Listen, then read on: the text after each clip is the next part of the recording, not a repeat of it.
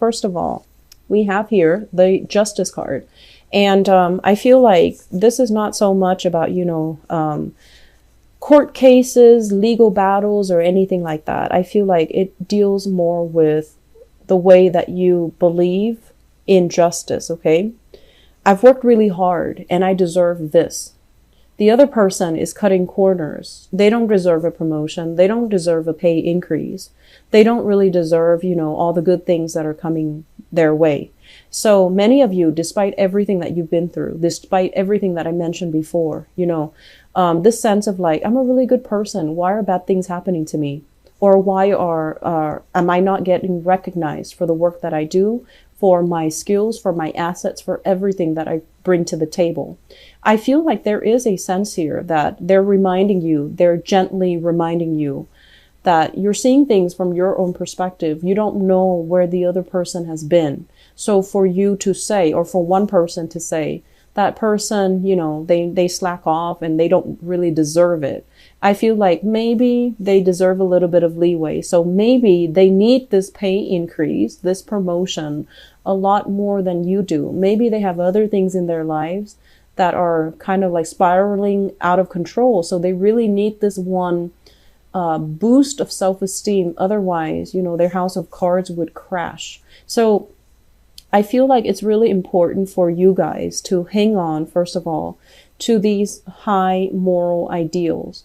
But at the same time, do not be the person that makes these judgment about who is worth it and who is not. And especially do not turn this judgment, this criticism onto yourself, where you feel like, am I really worthy? Am I really deserving?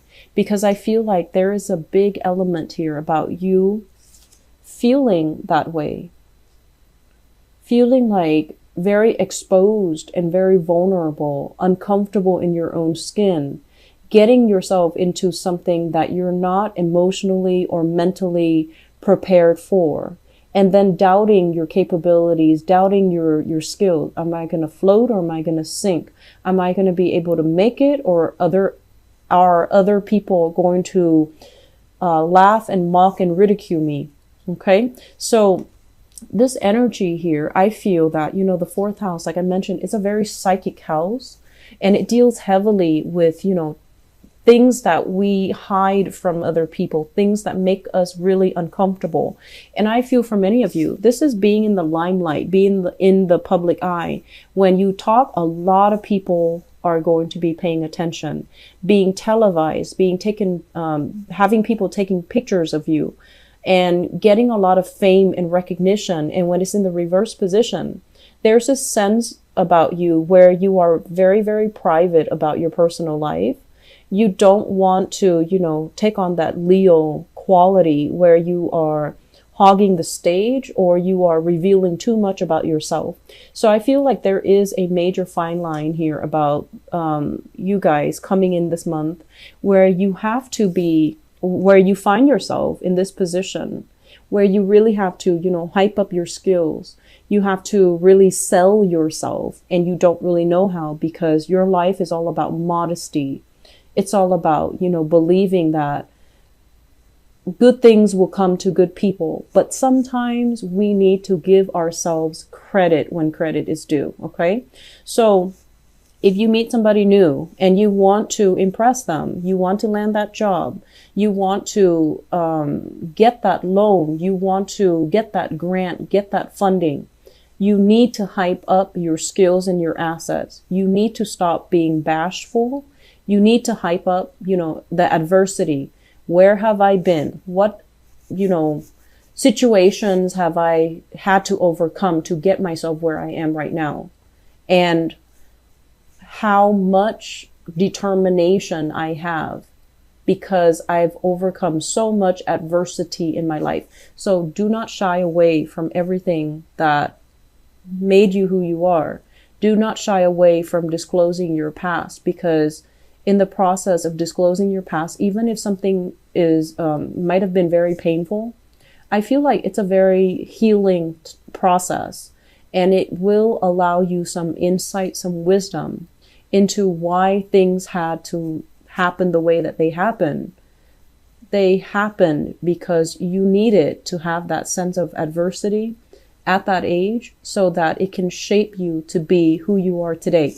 So I honestly feel like, this is a month where if you don't believe in magic, if you don't believe in, everything happens for a reason, you're going to come out of this month, and especially at the end of the Mercury retrograde cycle, December 23rd, you're going to come out of it thinking, I'm still alive and life is great and, everything is magical.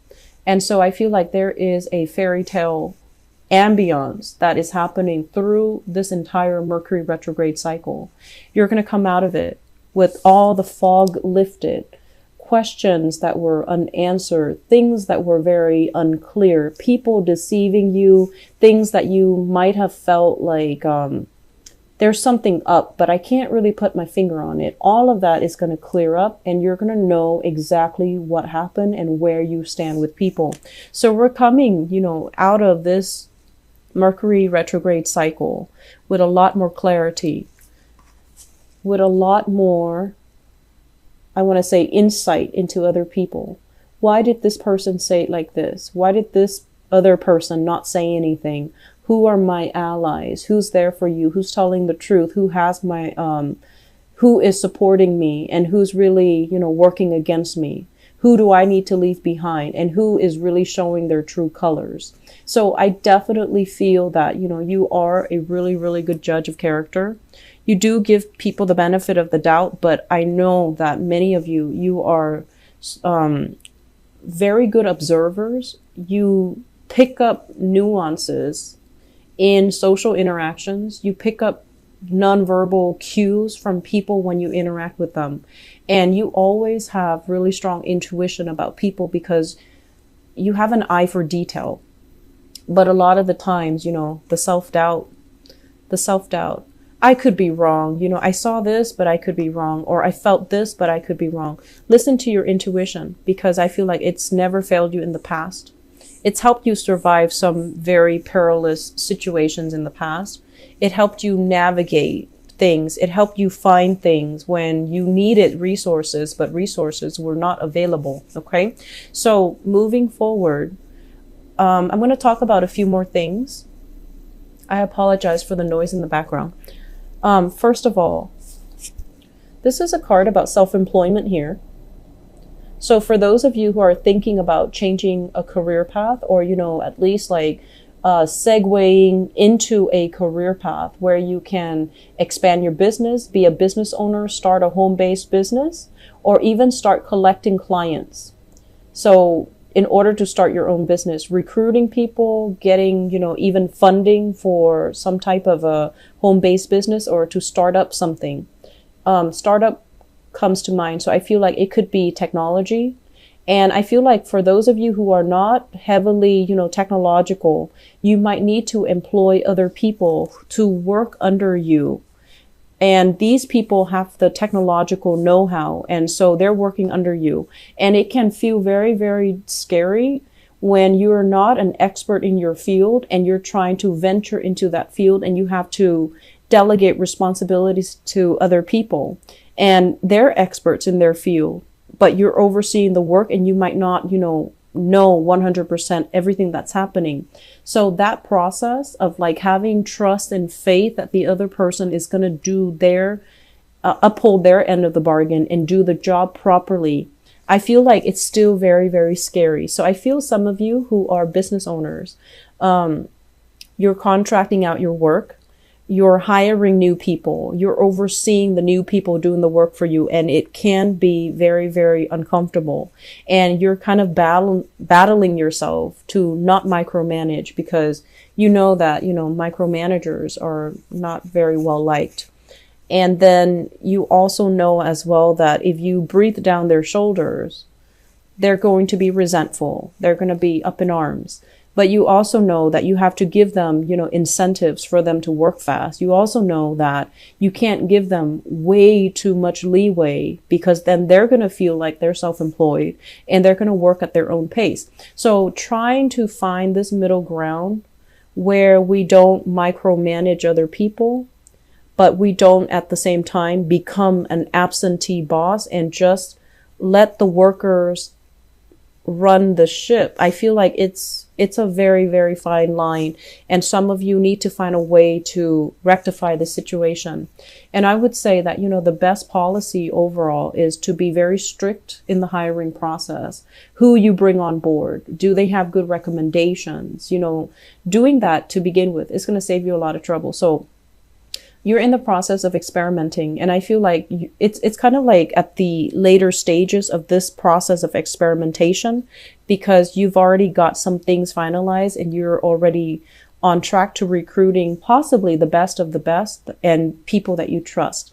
So I feel like there will be a lot of opportunities for collaboration. I feel that there will be opportunities, for leisure time, mainly because other people are doing the work. And you're not going to be terribly busy. So you definitely have enough time to start a new venture, to start a new business, to do something on the side to create money for you. Look into the stock market, look into, investment opportunities, and, studying something that you've wanted to undertake but didn't have the time in the past. Okay. So moving into this month, there is going to be a major, major change and a major overhaul in your financial situation. We have here the Four of Pentacles and an Eight of Pentacles right on top of each other. So this is kind of like releasing something that is very security oriented, something that we were very, very fearful to let go because we feel like, what's the alternative? Once I let this go, what else is going to be in store for me? Am I going to be the same? And in the process of letting it go, I feel like there's a doubling in income. So for some of you, this could also be like mortgages, selling property, selling things that you don't need, putting things even online, and getting rid of things that are really, clogging up your life, that are really bogging you down emotionally and physically. Okay. Getting rid of things. So I do feel like a huge income jump here. So if you are adamant about, looking for work, because this is all about sending pieces of yourself out into the universe, either through resumes, through CVs, through some type of especially online nowadays, online job recruitment portals. I do feel that it's going to allow you, the steps to get there so that you can double your income, so that you can achieve a lot more job satisfaction, have a lot more free time, even reducing the amount of hours that you work so that you can work and not feel pressured. So I feel that there is a process here of separation from a specific environment, releasing expectations and, releasing control in a situation. And once you are able to do that, you're going to breathe so much better. You're going to feel this burden, alleviating from your chest, and you're going to feel very, very, very happy and secure. Okay. I feel as well, I mentioned earlier, I do feel a very strong maternal, paternal vibe, especially with this Nine of Pentacles. If you are at a point where career and work and money is flowing well, and you don't have to worry about, how you're going to make money, living from paycheck to paycheck, you don't have those concerns anymore. The major concern, I feel, is going to be family related, okay? And you're going to have to also relinquish control. Don't be the one person that comes to everybody else's rescue. When they mess up, let the other person deal with the consequences, okay? This is how we teach accountability, and this is how we teach someone to understand actions and consequences. So this is a card kind of like, control. A lot of the times we intervene, we step in for somebody. It's also because we want to be involved in that situation. We want to control the outcome in that situation. And we also have this, this latent inability to trust that the other person can do it the right way. So it boils down to control. And once you relinquish that, once you let somebody, step up to the plate, take care of things when they go awry so that they can work on their problem solving skills, so then they can work on critical thinking skills, so that they can learn to be self-sufficient and to be as well resourceful. it's going to alleviate a lot of burdens for you. So if you've been kind of like that mother hen, if you've been constantly monitoring and taking care of everything, this is the month for you to delegate. This is the month for you to sit down and really think about where you're giving your energy away. Because in the process of delegating, in the process of trusting that I'm over here and the other person is in the office working, are they really working? I feel like they're working. You can trust that they're working. And so relinquishing control and allowing the other person to step up and take care of things. I feel like it's a major, it's difficult. And I feel like for some of you, it can bring about a lot of anxiety because you want things done a certain way. And I'm also feeling as well, it's almost like this Aquarian energy, this need to control and this need to have things a very, very, very specific way for no other reason than just because you want it a specific way. And so we have to let go of those irrational methods of behaving. Okay, so we have to let go of these things and we have to aim for this sense of balance, this sense of harmony as well. That if we trust the other person, if we give them room and space to breathe and to thrive, that they're also going to breathe and thrive. And that pretty much, sums up the first 6 cards here. The second part of this equation here is, it seems to me like in love relationship, there are options on the table. Okay, so we have here the Lovers in the reverse. And the Lovers in the reverse is usually a situation where there are too many people interfering in a love relationship. So you have here a fire sign, Sagittarius, Aries, or Leo. And I feel for some of you, this is somebody not approving of your relationship.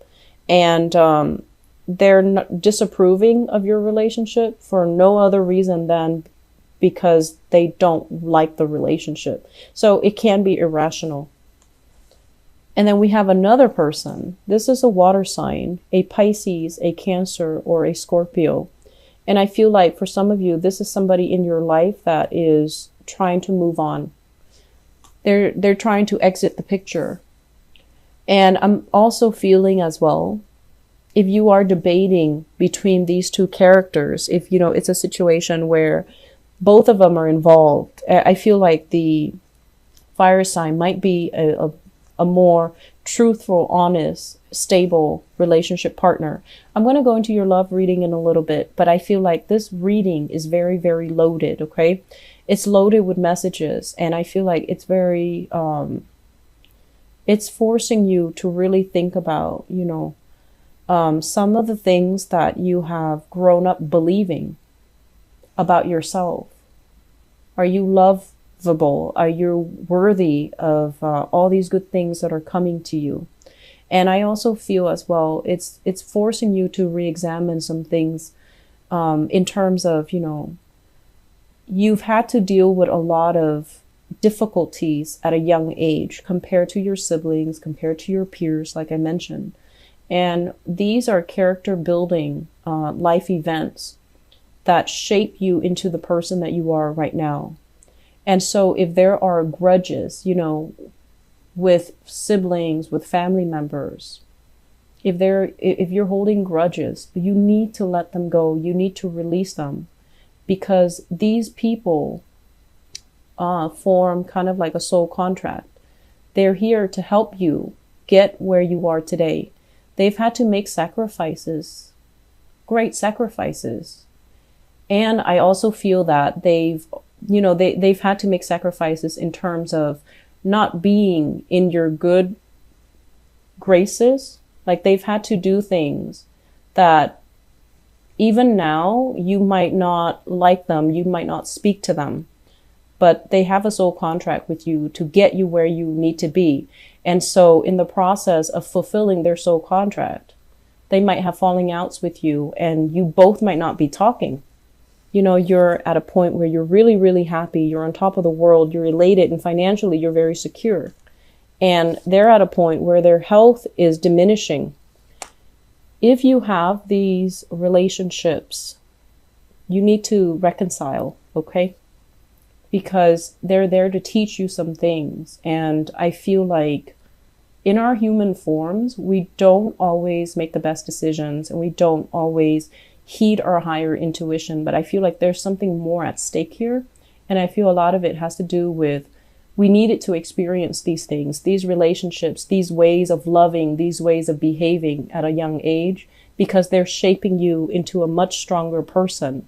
If you didn't experience the adversity, you might be at this point taking everything for granted, coasting through life, and, at the end of your life, having an easy life, but then not having that strength of character that comes with, living a life of adversity. I hope that makes sense for you, Virgos.